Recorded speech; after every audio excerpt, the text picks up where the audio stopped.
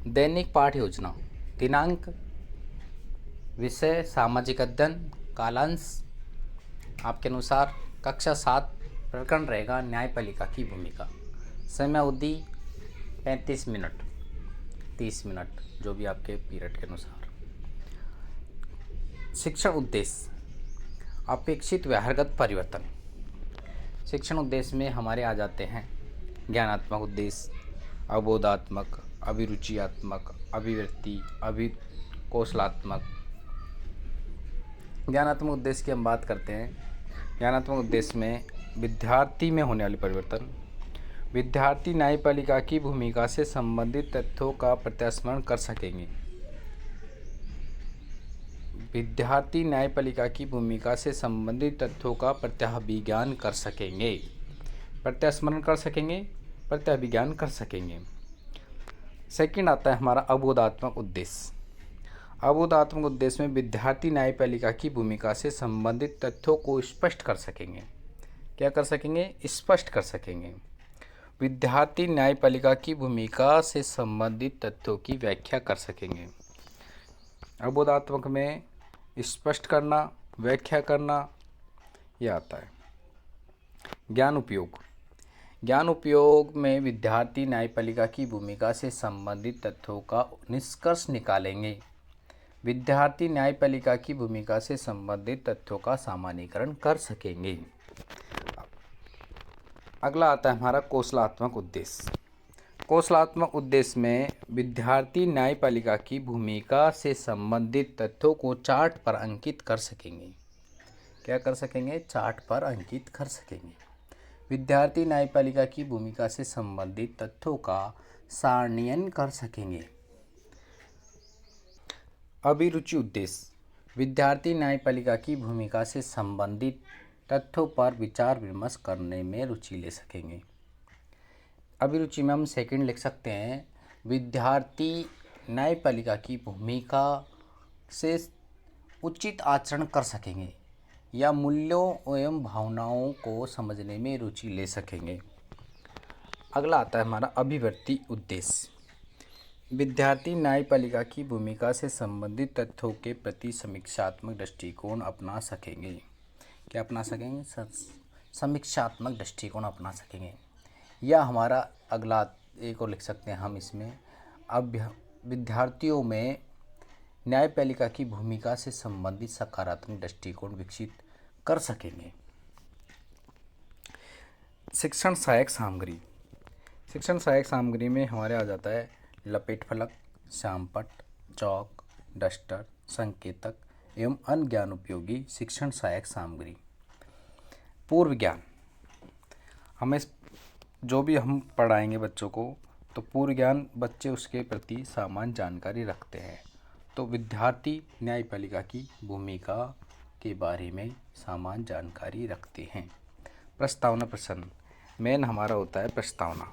शिक्षण lesson plan की आत्मक है दो से प्रस्तावना। छात्र अध्यापिका क्रिया। छात्र क्रिया एक क्रम संख्या, इसमें 4 से 5 क्वेश्चन बनाएंगे हम। राज्य में शांति व्यवस्था बनाए रखने में कार्य किसका है? राज्य में शांति व्यवस्था बनाए रखने का कार्य किसका है? छात्र क्रिया में लिखेंगे हम सरकार का। सेकंड क्वेश्चन है हमारा, उत्तर से हम क्वेश्चन लेंगे, सरकार नियमों एवं धाराओं को किसके अनुसार बनाती है? सरकार नियम धाराओं को किसके अनुसार बनाती है? संविधान में लिखित नियमों और धाराओं के अनुसार। संविधान में लिखित नियमों और धाराओं के अनुसार। संविधान ने भारतीय नागरिकों को कौन से अधिकार प्रदान किए हैं? संविधान ने भारतीय नागरिकों को मौलिक अधिकार प्राप्त किए हैं। मौलिक अधिकार का हनन होने पर किसकी सहायता लेते हैं? मौलिक अधिकारों का हनन होने पर किसकी सहायता लेते हैं? न्यायालय की।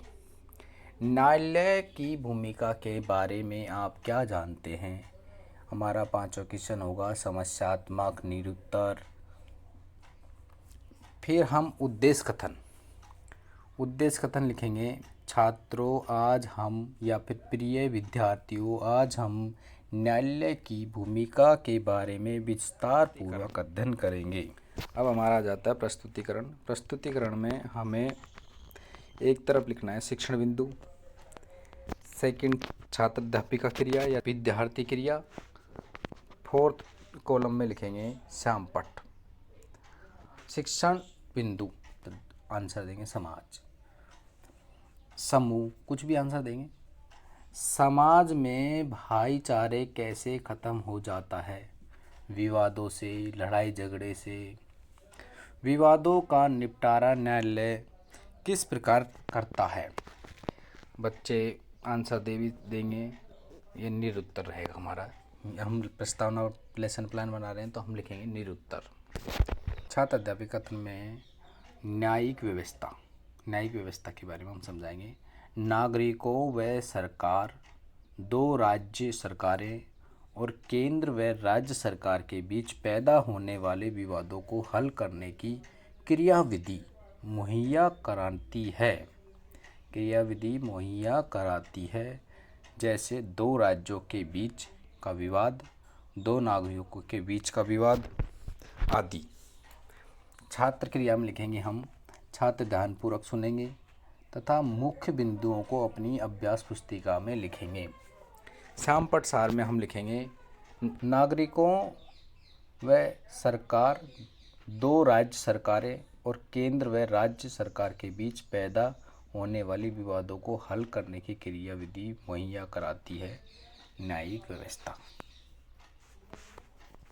या मुहैया कराती है या फैसला, केंद्र के बीच फैसला करता है, उसे न्यायिक व्यवस्था कहते हैं। हम बोध प्रश्न लेंगे।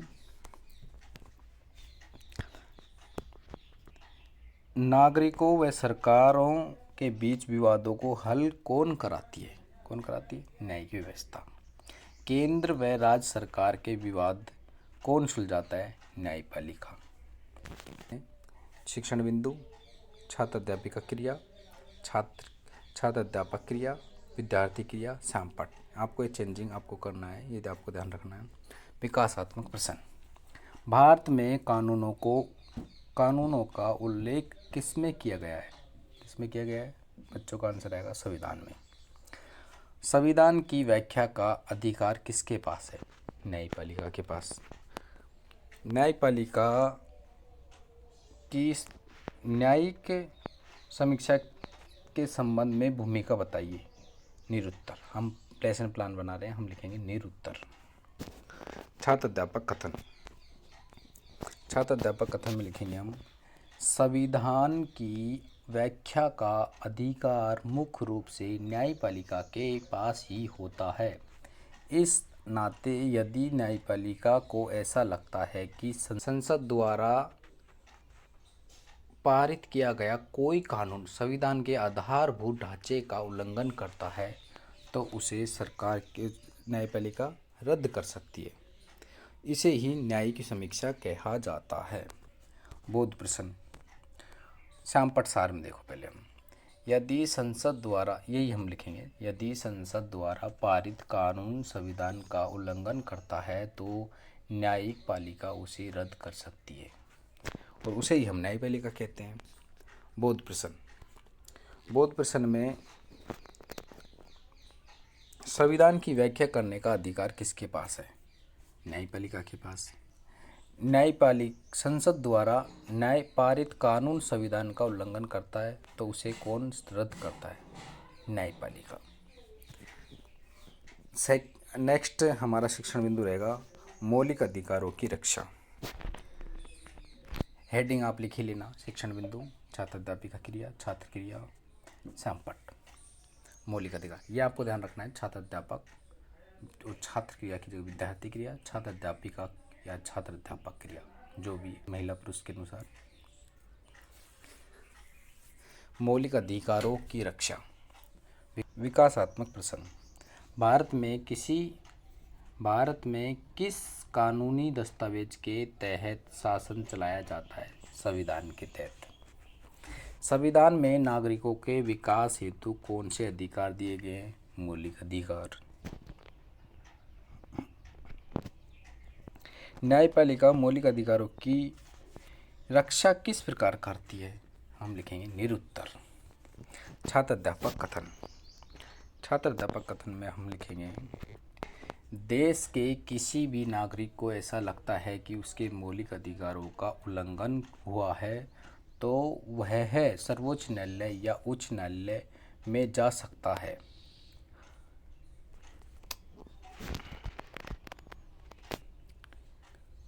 भारत में सर्वोच्च न्यायालय या उच्च न्यायालय में जा सकता है। भारत में सर्वोच्च न्यायालय की स्थापना 26 जनवरी 1950 को की गई। ये आप लाइन काट देना, उच्च न्यायालय में जा सकता है। भारत में सर्वोच्च न्यायालय या उच्च न्यायालय में जा सकता है, ये डबल बार आ गई है। अपने पूर्ववर्ती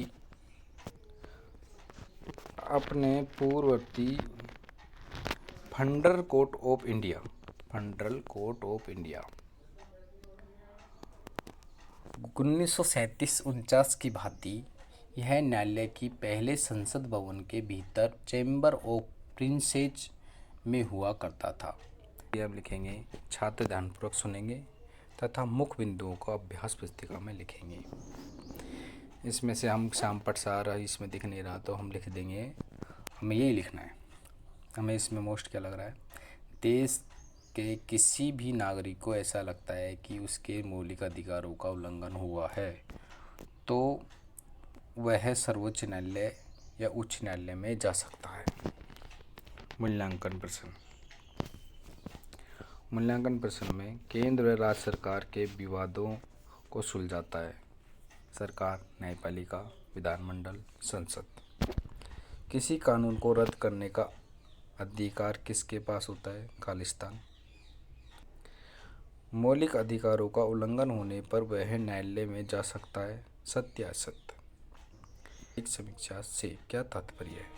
न्यायपालिका किन विवादों का निपटारा करती है? गृह कार्य। न्यायपालिका की विभिन्न भूमिका के बारे में लिखिए। Thank you for watching. आज का हमारा लेसन कंप्लीट हो गया है। Please subscribe, like, comment.